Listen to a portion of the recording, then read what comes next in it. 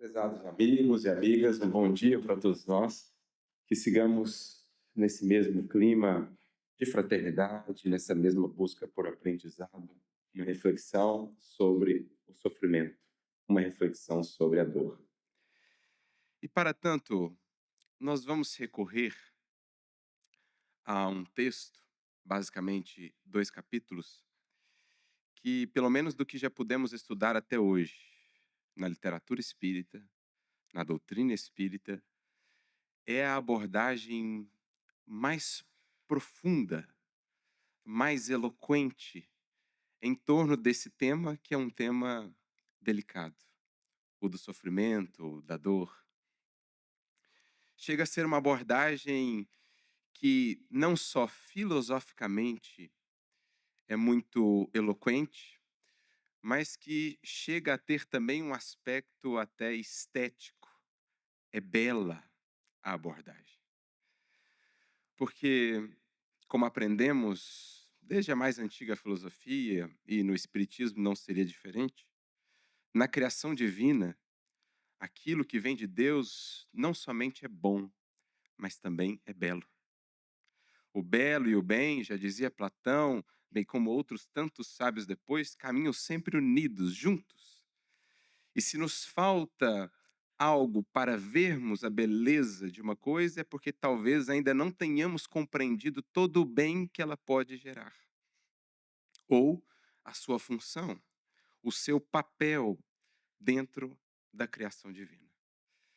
Então, esse escritor em especial, um escritor por quem temos uma profunda admiração, uma reverência, uma gratidão, porque nos marcou também profundamente em nossa própria trajetória na doutrina espírita, ele consegue quase que essa proeza de, tratando de um tema tão delicado, elevá-lo a essa apoteose, a essa culminância de conseguirmos ver nesse tema desafiador beleza.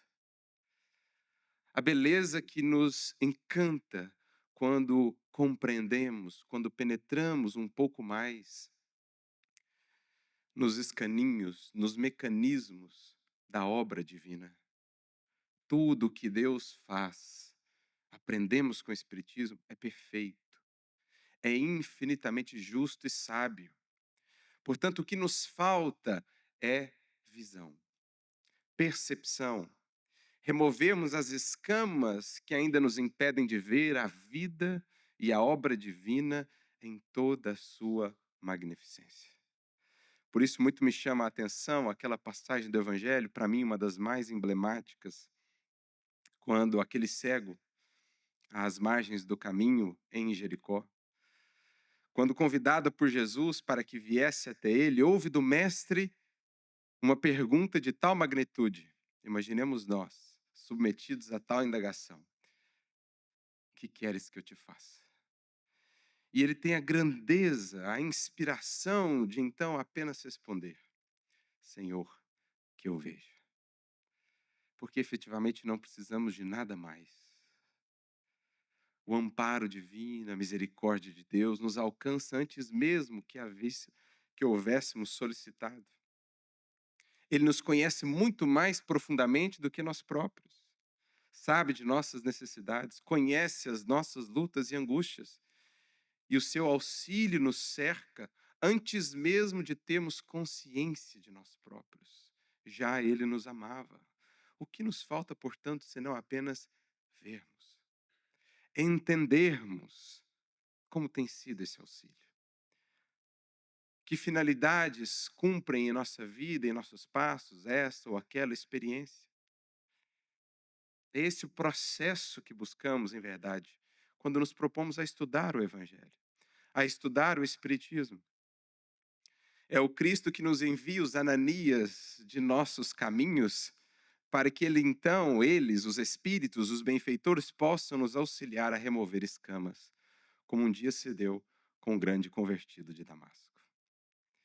E é o que esse autor consegue fazer. Creio que alguns já imaginam de quem se trata. Falamos aqui do grande poeta, escritor, filósofo, merecidamente denominado apóstolo do Espiritismo, Leon Denis. infelizmente muito conhecido, mas uma dica ou sugestão: não deixe passar essa existência sem mergulhar em seus textos, sem vibrar junto ao coração desse grande servidor do mais alto, sem deixar-se embalar a planos mais elevados de pensamento e inspiração por suas palavras sublimes. E a gente que vai tendo um contato mais estreito com a obra de Leon Denis, até aqui um pequeno parêntese, eu, depois de muito tempo afastado do espiritismo, né, tendo nascido em berço espírita, quando passando por uma crise existencial, recebi de minha mãe 2 obras que foram verdadeiros divisores de água em minha existência, uma delas Paulo Estevam, a outra Depois da Morte, de Leon Denis. Fiquei tão encantado com o verbo, com a eloquência desse escritor, que também era orador, que comecei minha trajetória mais profunda de estudos no espiritismo pela obra de Leon Denis, tudo o que eu pude encontrar, todos os livros dele. E a gente vai conhecendo o estilo e notando que Leon Denis ele segue um princípio que imaginamos deve ser um princípio espiritual mesmo, porque o mesmo princípio que mais tarde Emmanuel orientaria a Chico. Isso está no livro Testemunho de Chico Xavier, quando Chico assim nos diz: olha, o Emmanuel fala sempre que um livro deve ser como uma sinfonia, tem de terminar bem.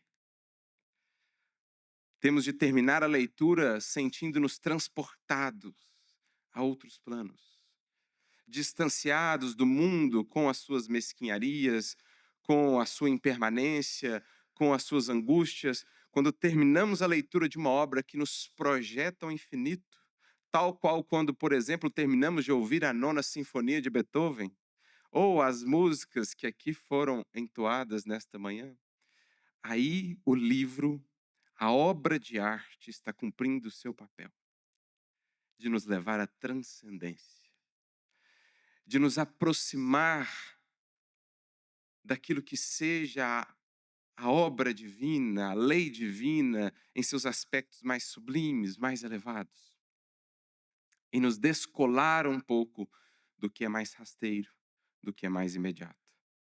Então, assim, Emmanuel conduziu a psicografia do Chico. Um livro tem de terminar como uma sinfonia. E é exatamente o que veremos na obra de Leon Denis. Se pensarmos na estrutura de suas obras como um todo, ou mesmo dentro de cada capítulo, veremos que ao final do capítulo, Leon Denis abre o campo da inspiração e deixa fluir as mais belas palavras. Geralmente termina ele com um fecho luminoso, com parágrafos inspiradíssimos, uma apoteose mesmo, o coroamento de tudo aquilo que foi comentado ao longo do capítulo, por exemplo. Ou pensando num sentido mais amplo, em termos de uma obra como um todo, se pegarmos o livro Depois da Morte, dividido em 5 partes, partes que de alguma maneira serão correlatas às 5 obras fundamentais de Allan Kardec. Mas nas 4 primeiras partes dedica-se ele a trazer os aspectos mais científicos, filosóficos da doutrina espírita, uma contextualização histórica no início, passando depois pelas grandes questões filosóficas, a experimentação como método de construção da doutrina espírita, a observação dos fenômenos, a dedução do corpo filosófico doutrinário a partir dos fenômenos, de tudo isso ele vai falando nas partes, 4 primeiras partes da obra. Mas a joia da coroa, a culminância da obra é a 5ª e última parte, denominada por ele o caminho reto. Poucas páginas na literatura espírita são tão belas quanto os capítulos que ali encontramos, dentro do caminho reto. Como a nos dizer implicitamente pela própria estrutura da obra, que tudo o que aprendemos com o Espiritismo deve desaguar numa vida mais reta. Reta aqui entendida no sentido de mais harmonizada com a lei divina, evitando as longas e fastidiosas curvas que muito sofrimento nos custa na jornada da evolução. Lembrando o grande precursor da vinda de Jesus, o Batista, quando dizia: endireitai os caminhos do Senhor, tornai retas as suas sendas. É o que nos cabe. É para isso que estudamos. É para isso que recebemos tanta e tanta informação do mundo espiritual, sobre a realidade espiritual, sobre a mediunidade, sobre o perispírito, sobre todos os temas tão vastos e amplos que o Espiritismo nos traz, tudo para que a nossa vida venha a se encontrar num caminho mais reto. Então, é o coroamento da obra. A gente vai notando esse padrão em vários capítulos, em várias obras de Leon Denis. Então, chegamos a essa obra que será a nossa grande referência de hoje.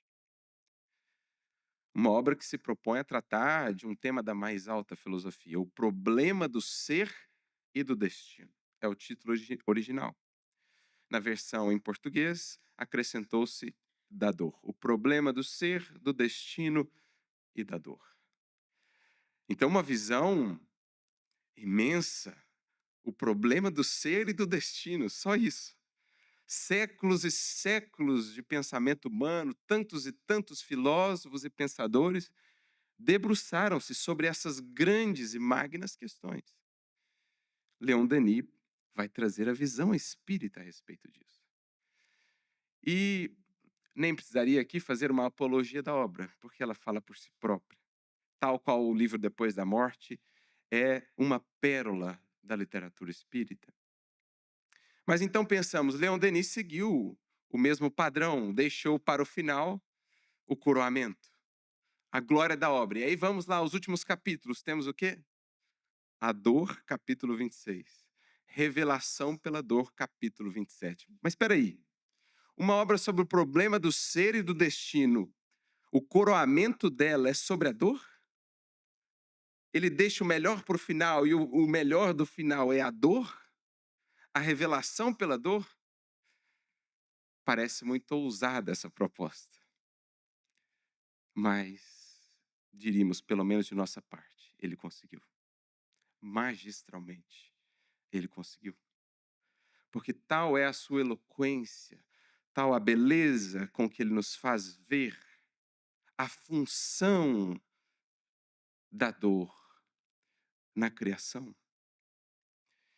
pelas lentes que o Espiritismo nos oferta, que aí entendemos aquilo que Emmanuel, certa feita, disse, e que estamos em busca de desenvolver olhos de ver para realmente entender. Diz-nos Emmanuel a respeito do Cristo, a respeito da luz gloriosa que se irradiou do Gólgota, marcando de maneira indelével a história da humanidade. Diz-nos Emmanuel, há uma glória oculta na crucificação. Raros, no entanto, sabem ver. O Evangelho e o Espiritismo querem nos ensinar a ver a glória oculta na crucificação, ao mesmo tempo que nos afirmam ou que nos relembram que não é a cruz a última palavra do Evangelho, nem a última cena, mas que ela é um caminho, ela é uma jornada, ela é uma experiência transformadora, o símbolo da cruz. E todos nós temos as nossas. É algo que precisamos entender se quisermos entender a própria vida e a nossa destinação. É mais ou menos nesses termos, portanto, que enxergamos esses dois capítulos de Leon Denis. E claro, aqui nós faremos alguns recortes, com a esperança de que cada um depois possa, em seu lar, em seus estudos pessoais, dar-se a si mesmo esse presente, de mergulhar nessas palavras. Porque a dor, gente, sabemos todos, é companheira de todos nós. E ele inicia, aliás, o capítulo 26 da obra, falando justamente disso. Olhemos ao nosso redor, na vida, no mundo. A dor estará em toda parte. Na natureza, nos animais, nos seres humanos. Veremos a dor em múltiplas escalas, em diferentes experiências, condições, presente em todas as vidas. Isso nos leva à primeira constatação fundamental que Leon Denis quer nos levar a ter. A dor faz parte da vida. A dor faz parte da vida. A questão, portanto, é se ela faz parte da vida e se a vida, como um todo, o universo, as leis divinas como foram estabelecidas, são obras da inteligência suprema do universo, por óbvio, portanto, a dor cumpre um papel. Diríamos até mais do que um papel, múltiplas funções. E é isso que Leon Denis vai buscar desenvolver ao longo desse capítulo 26, a dor, e depois no subsequente, revelação pela dor. Quer ele nos ajudar a entender quais as funções da dor, as múltiplas experiências que vivemos com ela ao longo de várias existências, ou mesmo nos reinos anteriores à humanidade, qual a função dela na criação. Entendendo que existem aspectos da dor que são inerentes ao processo evolutivo, como existem aspectos da dor que nos cabe minorar ou evitar. Em outras palavras, existem dores evitáveis, existem outras que não, que são absolutamente fundamentais, desafios, incômodos, reveses, como diria Kardec, vicissitudes, que são inerentes ao próprio progredir dos seres, mesmo antes da humanidade. Ao passo que existem dores que são por nós multiplicadas, indevidamente cultivadas. Existem tormentos voluntários. E nessa parcela da dor, nós precisamos depositar toda a nossa atenção para que evitemos o que não seria necessário. Para que saibamos com mais discernimento servir-nos do nosso livre-arbítrio. Ao passo que, perante as outras dores inerentes à jornada do ser, saibamos nos portar adequadamente. Porque aqui talvez poderíamos fazer uma certa distinção entre dor e sofrimento. Lembrando que a palavra sofrimento, sofrere, do latim, significa suportar. Então, uma coisa é a dor, é a experiência difícil, é o desafio, é o revés, é a vicissitude. Outra coisa é a maneira pela qual internamente eu passo por ela. Eu a suporto. A maneira pela qual me porto diante dela. Isso é o sofrer. Como eu sofro a dor, bem ou mal. Crescendo ou me revoltando. Libertando-me ou amarrando-me ainda mais às tramas dolorosas do destino. Eis a reflexão chave para nós. À luz do Evangelho e à luz do Espiritismo. Recordando-nos, por exemplo, a bonita mensagem ou reflexão em o Evangelho segundo o Espiritismo. O bem e o mal sofrer. Já que as experiências todos nós as viveremos, adaptadas, adequadas às nossas necessidades evolutivas na condição em que estamos, cabe-nos refletir sobre como internamente as receberemos. E essa é a reflexão mais fundamental para todos nós. Então, Leon Denis, ele vai desenvolvendo ao longo do capítulo as dimensões da dor, ou as suas diversas funções na criação. E a primeira delas, talvez a mais conhecida, a que mais temos experienciado, é o que ele chama de papel equilibrador, equilibrativo da dor, restaurador ou despertador. Quando a dor surge em nossos passos para alertar-nos de que determinados caminhos, de que determinadas posturas não têm sido os mais felizes, não estão de acordo com aquele caminho reto proposto pela lei divina. Aliás, essa é a primeira questão da terceira parte do Livro dos Espíritos. Quando Kardec inicia o estudo das leis morais, primeira indagação que ele faz, questão de número 614, do Livro dos Espíritos, que se deve entender por lei divina ou natural. Resposta dos Espíritos, que a lei divina é a lei natural e tudo mais, e que o homem só é infeliz quando dela se afasta. Portanto, qualquer afastamento da lei divina desencadeia em si alguma espécie de incômodo, alguma espécie de sofrimento, dor, de experiência retificadora, despertadora, que visa nos alertar que esse caminho não é o caminho mais adequado. Lembrando que a lei divina é tão sábia que o próprio desvio em si já é, digamos assim, a consequência infeliz mais imediata do afastamento da lei divina. Por exemplo, o cultivo de um vício, de um determinado vício que não está de acordo com o equilíbrio proposto pela lei divina. O vício em si já se autopune, porque cultivar o vício é também cultivar o sofrimento que dele decorre. Um exemplo, que está listado inclusive lá nos tormentos voluntários do Evangelho segundo o Espiritismo: quanto sofre o invejoso? A inveja em si é a própria consequência dolorosa e infeliz de fugir a um caminho de humildade, de fraternidade, de desprendimento. Da mesma forma, o ciúme, da mesma forma, a cólera, outros tantos vícios que poderíamos elencar. Então, a lei divina ela tem mecanismos de retroalimentar, digamos, de dar um feedback àquele que se afasta dela, informando de que aquele não é o caminho mais indicado. Mas esse é um aspecto da dor, poderíamos chamar de dor-expiação, né? Aquela que apresenta as consequências de um desvio, de uma contaminação do nosso sentimento com algo que não esteja de acordo com a lei divina. Aqui recordamos até uma divisão interessante que está proposta no livro Ação e Reação, capítulo número 19, quando o benfeitor Druso conversa ali com André Luiz, com Hilário. Ele divide a dor em 3 aspectos.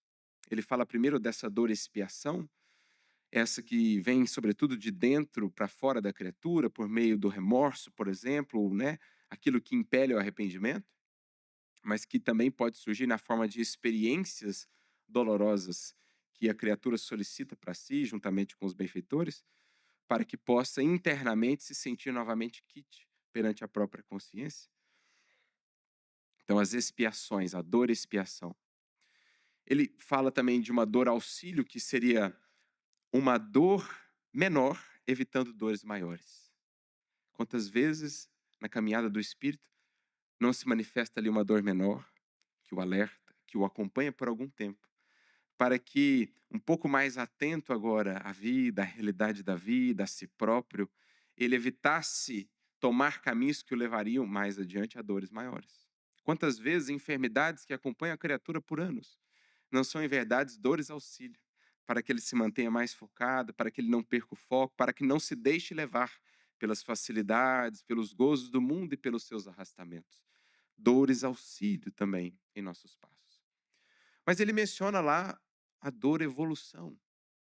Também Leon Denis vai tratar dela, porque, tudo bem, poderíamos pensar, então temos a dor expiação, então a dor está sempre associada a um desvio da lei? Mas e os animais, por exemplo, que não têm livre-arbítrio e, no entanto, sofrem? Que dor é essa? Dor expiação? Mas expiar o quê, se eles não tinham discernimento de escolha perante a... Aí começamos a entrar na dor evolução, no papel inerente da dor em despertar faculdades e potências do ser a partir dos desafios que ela impõe. Também grandes almas sofrem. Alguns poderiam dizer: ah, mas são grandes almas agora, mas tem algo a resgatar do pretérito. De fato, isso acontece muitas vezes. Mas e o Cristo? E o Cristo? Então a gente percebe que existem dimensões da dor que não são simplesmente desvios do pretérito, resgates do passado. A dor, ela também cumpre um papel. E se olharmos para a história da humanidade, é lidando justamente com os impeditivos, com as dores, com as restrições, com as dificuldades, que a gente foi desenvolvendo muito de nossas capacidades, habilidades. Voltando aos tempos primordiais, os primórdios da humanidade, neste orbe, por exemplo. Foi para evitar as intempéries, para evitar ali aqueles que nos caçavam outrora, para evitar uma série de dificuldades oriundas da vida na matéria, que nós fomos desenvolvendo agricultura, nós fomos desenvolvendo ferramentas, fomos passando a viver em sociedade, tudo para lidar com essas dores, que serviram em verdade de estímulos, estímulos evolutivos, o que nos ajuda a entender melhor o porquê da dor no reino animal, impelindo aqueles seres já a desenvolverem certas faculdades, certas potências, num trabalho multimilenário, que em nós hoje encontra-se em algum grau já automatizado.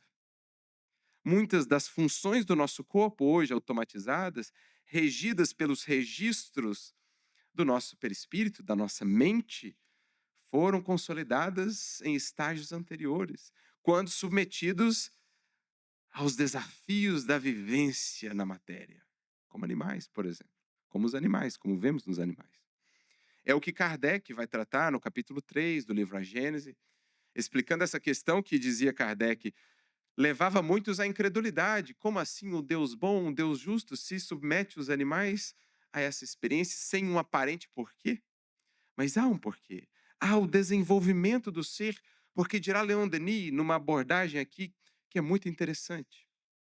Ele diz: a mesma sensibilidade associada à dor é a sensibilidade depois associada ao prazer. É o mesmo canal da alma, de modo que a alma, sem que tenha passado por grandes dores que sensibilizem o seu sentir, que removam a casca mais grossa, digamos assim, não chegará a ser capaz de alçar-se às grandes sensibilidades do prazer divino sublimado das grandes almas. Porque é um mesmo canal, é a sensibilidade sendo trabalhada no transcurso dos milênios pela dor e pelo prazer. Até que, tendo já sensibilizado-nos ao máximo nos altiplanos da espiritualidade superior, possamos, enfim, ter aquela sensibilidade refinada para gozar de uma felicidade que nós, em nossa atual condição, espíritos ainda muito grosseiros, dificilmente conseguiríamos sentir, vibrar nessa toada, porque ainda pouco sensibilizados. Além do desenvolvimento, né, inicial nos animais, do intelecto, dos raciocínios elementares, digamos assim, o ensaio do pensamento contínuo, muitos desses movimentos feitos pelas injunções da vida ali, a presa que tem que fugir do predador, o predador que vai planejando como alcançar a presa, tudo isso vai desenvolvendo o ser espiritual que nunca morre. Lembremos-nos, os corpos são trocados, mas o ser vai progredindo, também a sensibilidade. Então, Leon Denis ele vai nos apresentando aqui uma outra dimensão da dor, geralmente não vista. Trazendo para o contexto aqui de nós, espíritos na fase da humanidade, para além da dor expiação, poderíamos pensar na dor provação. A prova, ela testa, ela visa extrair de nós o que ainda não temos. Ela não está tão vinculada ao passado.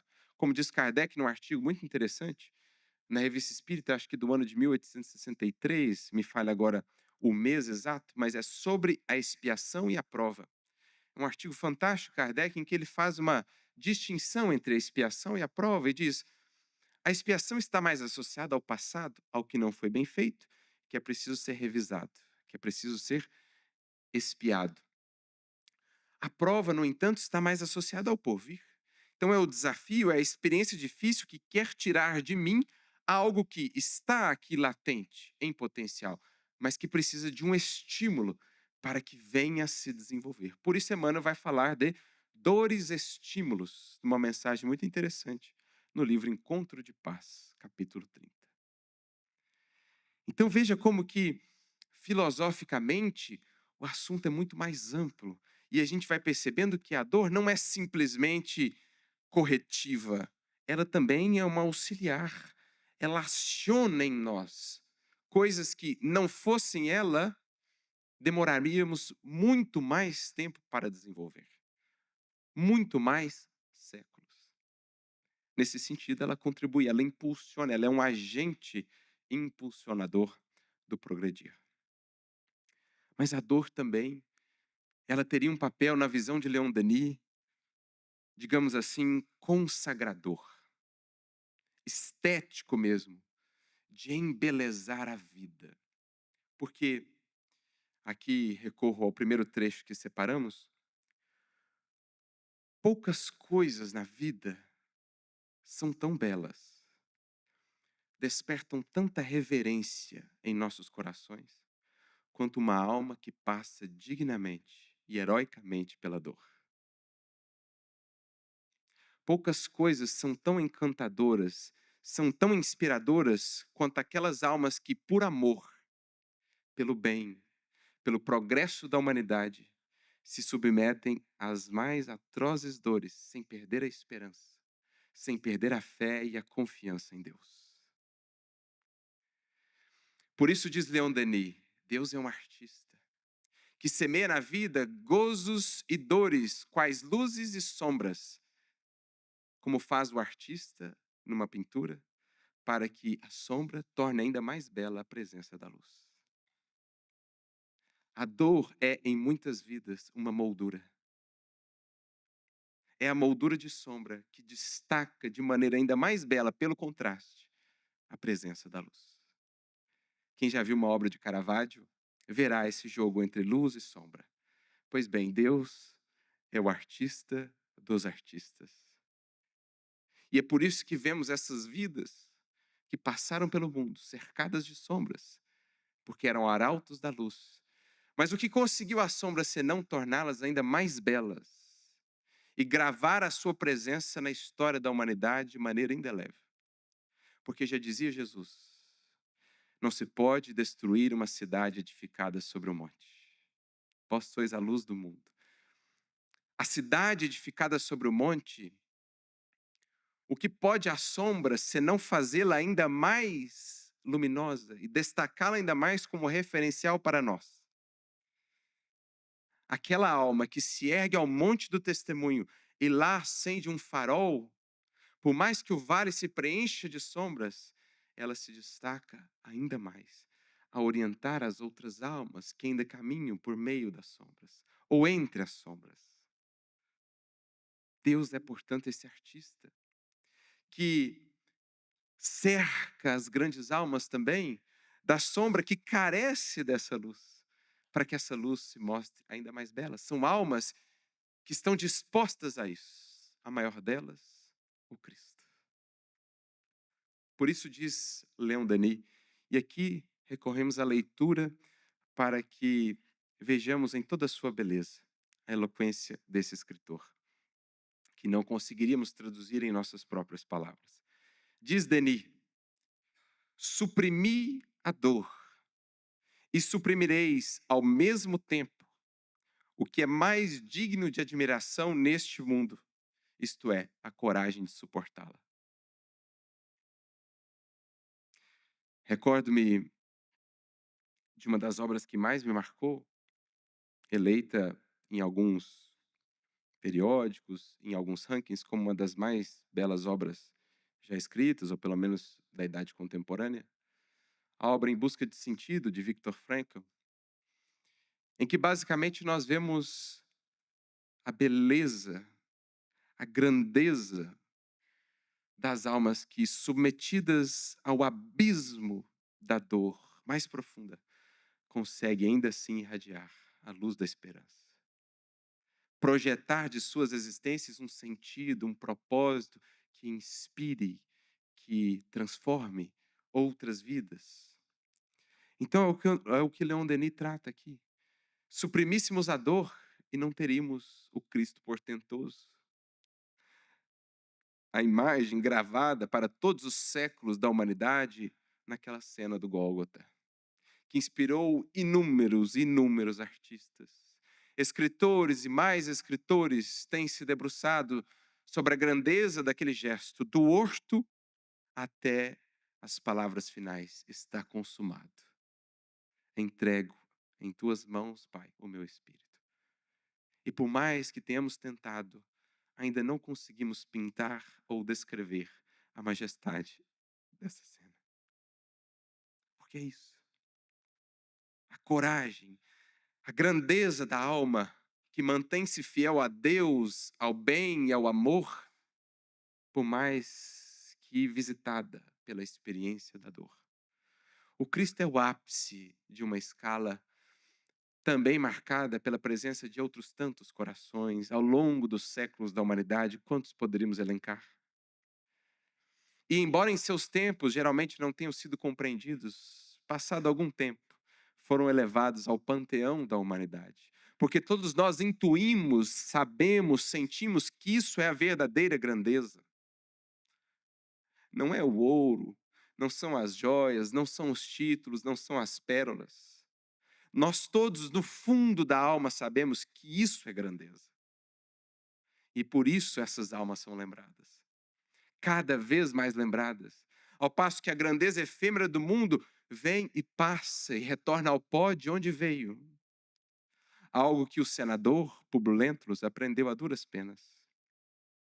Ele que, orgulhoso pela grandeza daquele império, certa feita, vencido no orgulho pela dor da filha enferma, foi às margens do lago, não buscar o Nazareno, porque ele ainda resistia, mas pelo menos meditar, já que a esposa o concitava, busque-o. E ele encontra aquele jovem, no encontro que mudaria a vida de todos nós. Encontra aquele jovem quando dá por si está de joelhos. Ele, senador do Império Romano, diante de um simples galileu, estava de joelhos. E ouve então aquele galileu falar das grandezas do seu reino, de amor, de humildade e tudo mais. E ele então, ainda premido pelo orgulho lá dentro, pensa consigo, mas quem é esse jovem galileu para falar assim a mim, um senador do maior império que este mundo já viu? Bastou pensar nisso para que o doce Rabi da Galileia a ele dissesse: vossas grandezas, senador, são bem miseráveis. Tudo isso que hoje exaltais e glorificais, um dia ao pó retornará. Porque na obra divina, só uma grandeza permanece. Aquela que está harmonizada com o amor, lei estabelecida pelo meu Pai desde o princípio da criação. E que será a única que perdurará para além de todas as turbulências e ilusões humanas. E assim se deu. Toda a grandeza esfumou-se nos séculos. No entanto, a grandeza aqueles tempos oculta para muitos daquele rabino, daquele jovem galileu, nos alcança ainda hoje, encantando-nos e fascinando-nos. Como disse um místico, um religioso certa vez, fixa tem sido a cruz enquanto o mundo gira. Por mais que o mundo se transforme, o Cristo permanece lá, no pedestal de grandeza que o seu exemplo de renúncia e de amor o colocou. Pois bem, é o que Denis diz, segue dizendo, o mais nobre ensinamento que se pode apresentar aos homens não é a memória daqueles que sofreram e morreram pela verdade e pela justiça. Há coisa mais augusta, mais venerável que os seus túmulos.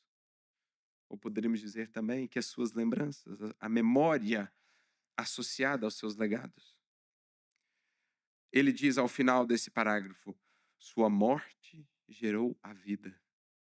E sua lembrança, como aroma sutil, vai lançar em toda parte a semente dos entusiasmos futuros. A história do mundo não é outra coisa mais que a sagração do espírito pela dor. Sem ela, não pode haver virtude completa, nem glória imperecível. Porque aí entramos também no outro aspecto da dor. O seu aspecto, digamos, estético, o seu aspecto preparatório, purificador. A dor, diz Denis, é uma reveladora, uma iniciadora. A dor, quando visita uma vida, a ensina o que tem valor e o que não tem. Todos nós, quando submetidos a uma dor, especialmente a uma grande dor, logo vemos o que realmente tem valor na vida e o que é supérfluo. Quando tudo é calmaria, quando tudo nos favorece, quando tudo é gozo e alegria do ponto de vista material, Geralmente criamos necessidades imensas, múltiplas, que parecem absolutamente essenciais para o nosso viver. Mas eis que a dor nos visita e logo vemos o que é realmente essencial para a nossa vida e para a nossa felicidade. Tudo que é secundário, supérfluo, vai para o último plano quando alguém que amamos desencarna. Quando a enfermidade nos visita, logo nos voltamos para as grandes questões da vida, para aquilo que mais importa: a relação com os que amamos, o carinho, a gratidão, os valores do espírito, a bagagem que estamos preparando para a grande viagem. A dor, ela vai tornando tudo mais claro. O que realmente é eterno, o que realmente não está tão sujeito à passagem do tempo, o que o tempo consome, o tempo há de transformar. A dor vai tornando tudo isso mais claro, mais evidente. Por isso ela é uma reveladora, não só daquilo que está ao nosso redor, mas daquilo também que está dentro de nós. Em geral, é na dor que passamos realmente a nos conhecer. O que julgávamos ser já uma qualidade consolidada, quando submetidos à dor, vemos ainda o quão frágil estava aquela edificação. Porque a dor nos desnuda. A dor faz-nos ver qual a solidez das nossas bases espirituais. Por isso me recordo de uma mensagem muito bela do Emmanuel no livro Justiça Divina, capítulo 17, chamada Exames, em que Emmanuel nos dirá: a dor é um agente de fixação, revelando-nos a verdadeira fisionomia moral. Quantos de nós não seremos doces, amenos, agradáveis, compreensivos, quando as coisas caminham como desejamos? Quando os cenários nos são favoráveis? Quantos de nós revelaremos a mesma compreensão, a mesma paciência, a mesma doçura, quando visitados pela ofensa, pela traição, pela agressão? Quantos de nós temos uma virtude a toda prova? Por isso a dor revela-nos a verdadeira fisionomia moral. Como vimos nessas grandes almas que hoje reverenciamos, não idolatramos, reverenciamos. Um Chico Xavier submetido a tantas e tantas perseguições, a tantas e tantas injúrias, sem abrir mão da sua singeleza, da sua doçura, da sua amorosidade. Quantos nomes poderíamos aqui elencar? Mas volvemos o nosso olhar ao nome dos nomes, à referência de todas as referências, o Cristo. Fiel até o fim, levando o amor às suas últimas consequências. Um dos trechos mais belos para mim do Evangelho, no registro do discípulo amado, capítulo 13 do Evangelho de João, logo ao início. O início da descrição da última ceia. Jesus já sabia o que estava por vir. No entanto, quis reunir os amigos aquela última vez.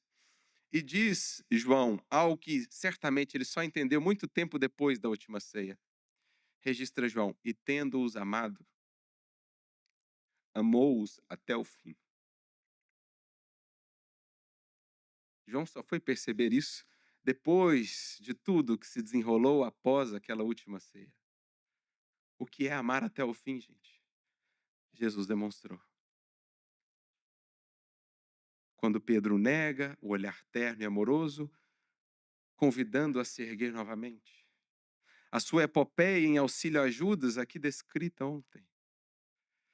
O apoio estendido aos discípulos após a debandada geral, as negações, as dúvidas, as hesitações, quando ele, naquele recinto em que estavam a portas fechadas, temerosos, Jesus desaparece de volta e não há uma recriminação sequer em suas palavras. Como ele inicia a tratativa: paz seja convosco.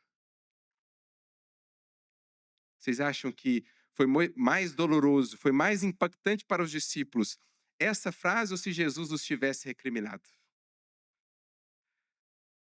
Se Jesus os tivesse recriminado, talvez não teriam sido impactados tão profundamente e eloquentemente quanto aquele gesto de amor de alguém que havia recebido em troca do amor imenso que havia ofertado, a negação.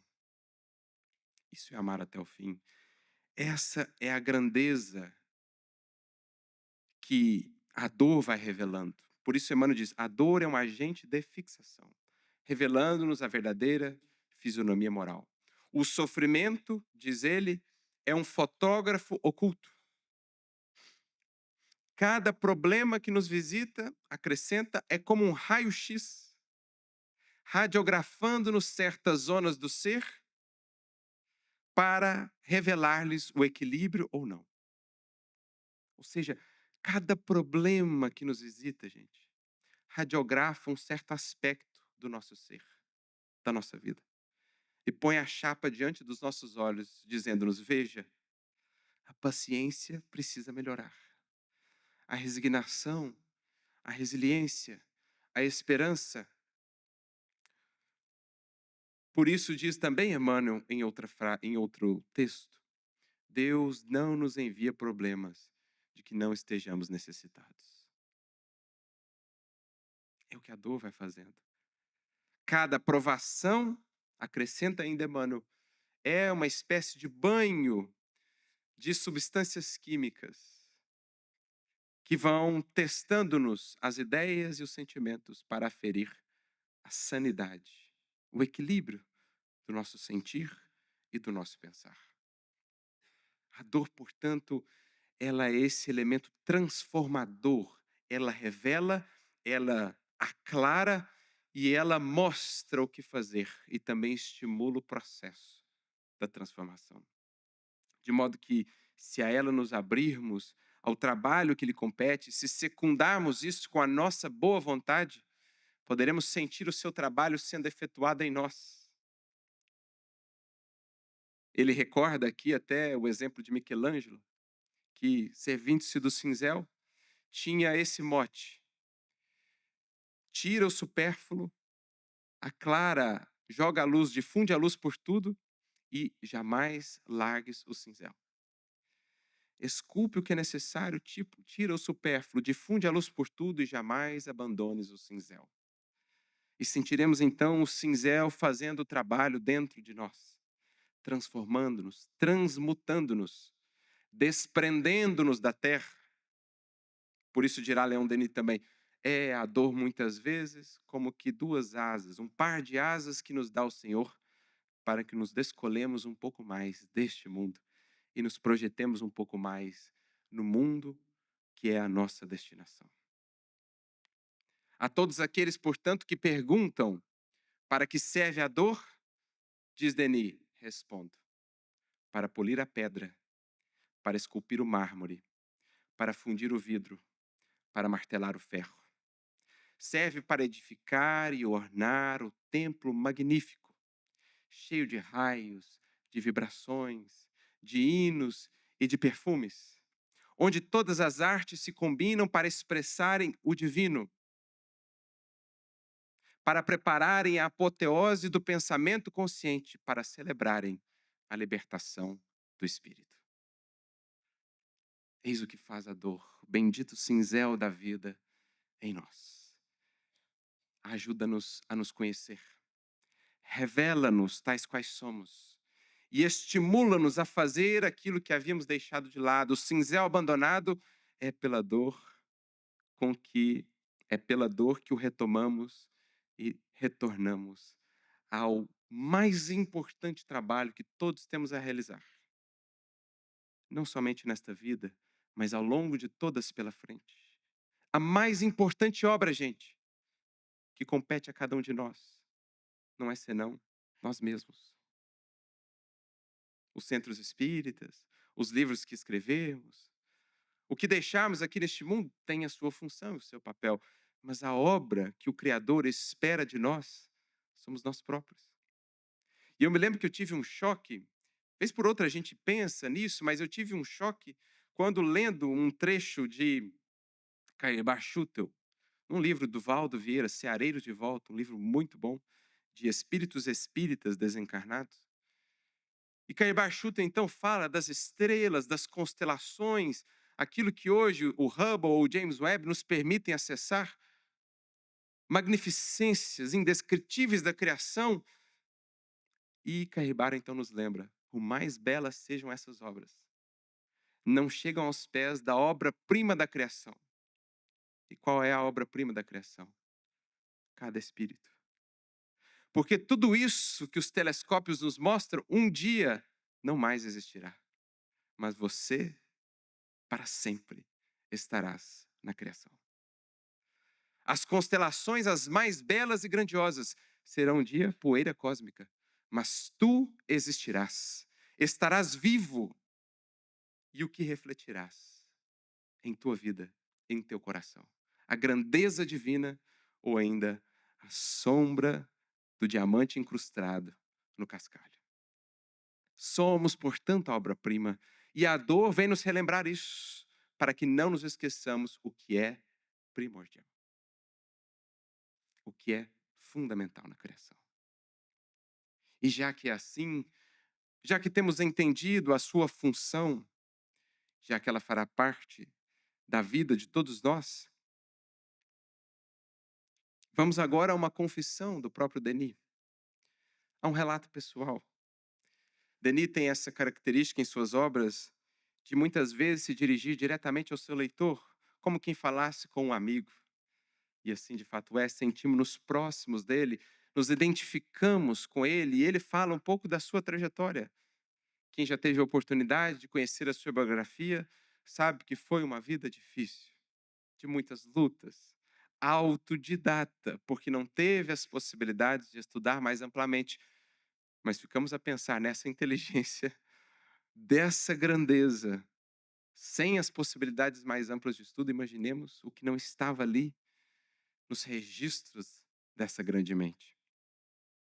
Mas ele então diz a respeito da sua experiência própria com a dor. Após 50 anos de estudo, de trabalho, de meditação, de experiência, é-me grato poder afirmar a todos aqueles que sofrem, a todos os aflitos deste mundo, que há no universo uma justiça infalível. Só isso já seria capaz de nos consolar enormemente. Porque muito do que mais sofremos é uma sensação que ainda trazemos de que aquilo pelo que passamos é injusto. Mas se entendemos que há uma justiça, e que não é uma justiça cega, tampouco fria, mas misericordiosa, isso em si mesmo já nos traria muito mais consolo, muito mais serenidade ao coração. Ainda mais se conseguimos projetar o nosso olhar para além da dor tal qual ela se apresenta agora, vendo o que ela prepara. Ou se conseguimos voltar para trás, lembrando de outras dores e vendo o que elas nos proporcionaram. Então entenderemos melhor a justiça, a finalidade, o porquê de cada aflição. E isso é a chave da resiliência. Porque a dor se torna insuportável, o sofrimento, quando a eles falta um sentido, um propósito. Na obra aqui já citada, Em Busca de Sentido, Viktor Frankl concluirá resgatando um grande filósofo, Nietzsche, quando dizia: quem tem um porquê suporta quase qualquer como. Poderíamos tirar até aqui o quase, poderíamos dizer qualquer como. Porque quando entendemos o sentido, quando aquilo nos preenche, quando vemos que somos amados, que há um porquê, o como é mero processo. Porque o nosso coração e os nossos olhos se projetam ao porquê, ao para quê, ao que vem depois. De modo que um dos principais recursos de construção de resiliência é ampliarmos a nossa visão da vida. E por isso o estudo do Espiritismo, que nos abre os véus para vermos a vida em seus mecanismos, em seus bastidores. Quem tem um porquê, suporta qualquer como. Prossegue Denis: nenhum de nossos males se perde. Não há dor sem compensação, como não há trabalho sem proveito. Caminhamos todos através das vicissitudes e das lágrimas, para um fim grandioso fixado por Deus. E temos a nosso lado um guia seguro, um conselheiro invisível para nos sustentar e consolar. Tanto a própria mensagem do Evangelho, a mensagem do Consolador, a voz de nossa consciência, mas também o amigo, o benfeitor de cada um de nós. Como diria Eurípides Barçanufo, jamais vos sintais sozinhos na luta. Invisibilidade não significa ausência. E se o quisermos, se trabalharmos por isso, sentiremos a presença dos amados de nosso coração mais próxima do que nunca, mais viva do que quando aqui estavam, fisicamente ao nosso lado. Bem como a presença desses que nos acompanham há séculos, estendendo-nos as mãos. Jamais vos sintais sozinhos na luta. Homem, meu irmão, aprende a sofrer porque a dor é santa. É santa porque santifica. É santa porque, quando bem acolhida, nos ergue para a destinação e para a plenitude da vida. Porque tudo no mundo está sujeito à dor, façamos dela, portanto, uma amiga, uma alavanca em nosso progredir, algo que nos projete a nossa destinação. Essa é a dor santa, esse é o bem sofrer. Esses os bem-aventurados aflitos, de que nos fala o Senhor em suas palavras imortais. É por isso que todos os grandes espíritos, unanimemente, que voltaram até nós pelas vias da mediunidade, voltam para dizer e para agradecer pelas suas dores. Recapitulando o que Paulo um dia nos disse: em tudo dai graças, porque é a maneira de extrair o melhor do que a vida nos proporciona. Em tudo dai graças. São essas as palavras que veremos nas grandes almas que nos inspiram e nos têm inspirado.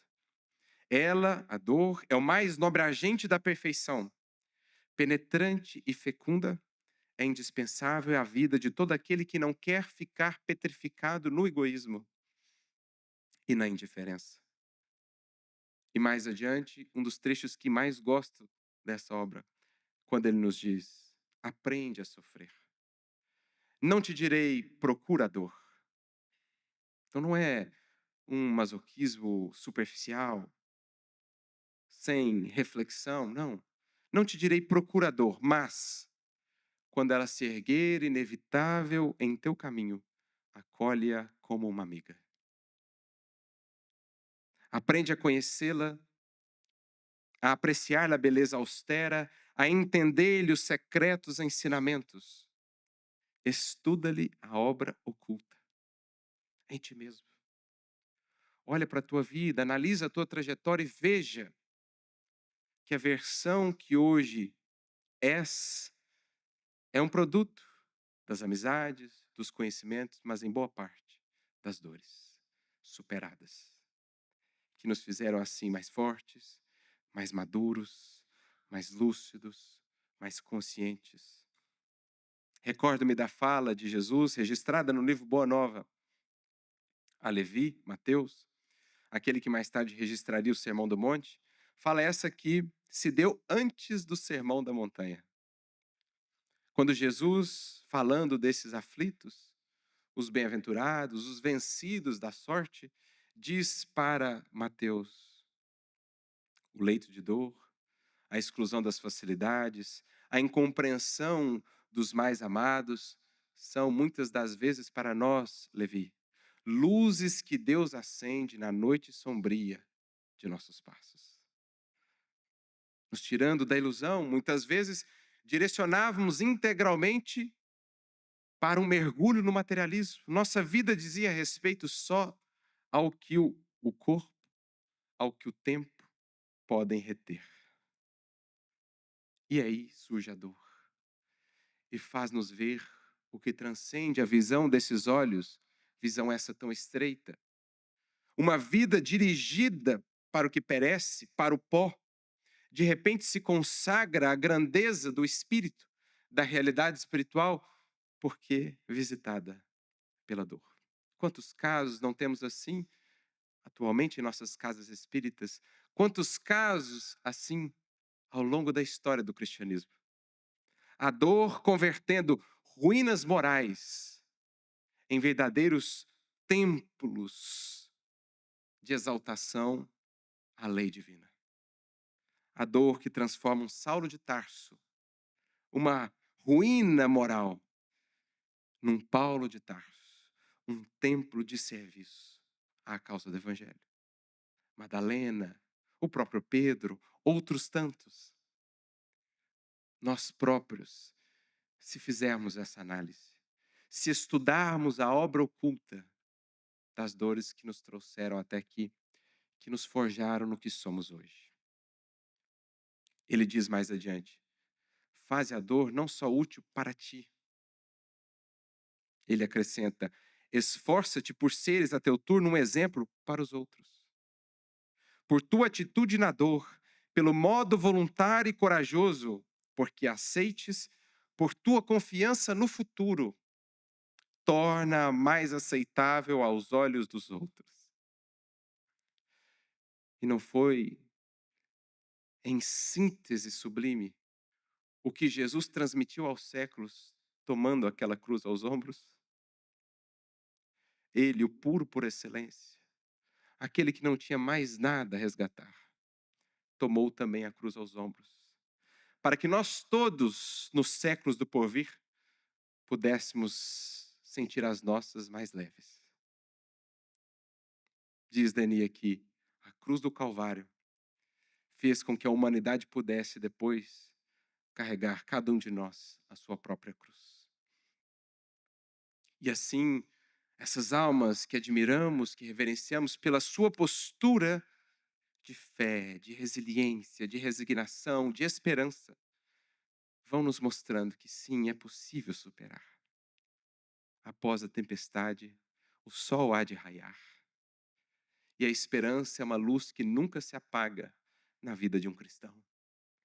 Porque recordamos que a palavra última do Evangelho não é a crucificação, mas a ressurreição. Vida nova, transformada depois de nossas cruzes. É o que o Cristo nos ensinou, é o que os mártires nos ensinaram, é o que tantos exemplos nos têm ensinado. Numa palavra, portanto, diz Denis, faze a dor mais bela. Que ela seja na sua vida uma moldura, que possa destacar ainda mais a luz que tens buscado construir e irradiar do teu coração. A harmonia e a beleza são leis universais, e nesse conjunto, a dor tem o seu papel estético, tem o seu papel embelezador. Diante de tudo isso, portanto, amigos, todos os que aqui estamos sabemos, temos a nossa cota de dor, temos o nosso sofrer.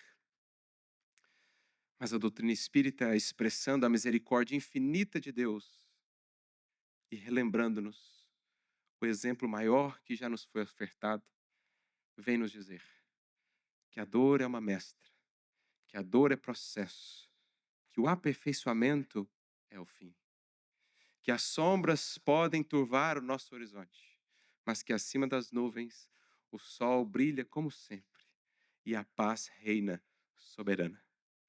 Vem a doutrina espírita resgatando o evangelho nos dizer e nos ensinar a ver que no Gólgota, naquele dia inolvidável, dali se irradiou para o mundo uma luz, uma glória oculta que precisamos aprender a compreender e que, se de nossa parte soubermos conduzir a nossa cruz aos montes de testemunho, também com Jesus haveremos de encontrar a vida nova, a ressurreição, uma vida mais plena, mais alegria, mais felicidade na realização do que é o nosso destino. Que Jesus a todos os abençoe e que os seus exemplos, que a sua vida nos inspire em nossa própria jornada ao Gólgota e do Gólgota um dia aos céus. Muita luz a todos.